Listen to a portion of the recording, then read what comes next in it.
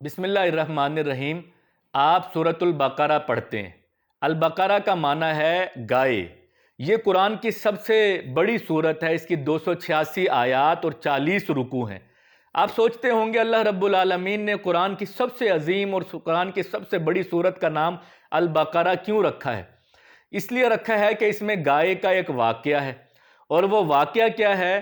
وہ واقعہ یہ ہے کہ بنی اسرائیل میں ایک شخص تھا، اس نے جائیداد کے حصول کے لیے اپنے چچا کو قتل کر دیا اور رات کے اندھیرے میں اپنے چچا کی لاش اٹھا کر محلے میں کسی دوسرے شخص کے گھر کے باہر ڈال کر آ گیا۔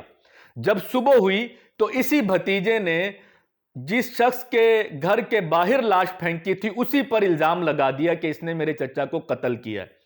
یہ قاتل کو ڈھونڈنے کے لیے بنی اسرائیل اکٹھے ہو گئے اور انہوں نے حضرت موسیٰ علیہ السلام سے مطالبہ کیا کہ قاتل تلاش کرو۔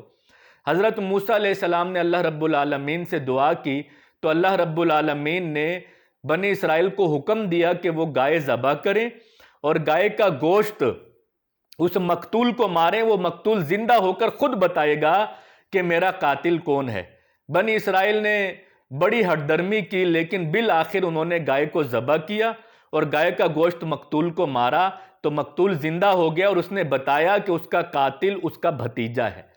اللہ رب العالمین نے یہ قصہ سورۃ البقرہ میں بیان کیا ہے۔ اس کو بیان کرنے کی کیا حکمتیں؟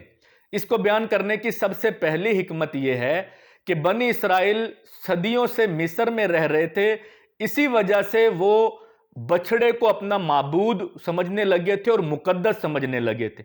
اللہ رب العالمین نے جو گائے کو ذبح کرنے کا حکم دیا وہ دراصل اس لیے تھا کہ بچھڑے میں یا گائے میں مقدس ہونے کی کوئی علامت نہیں ہے، یہ تو اس کا حکم، اس کے ذبح کا حکم دینا دراصل اس کی تحقیر کرنا ہے۔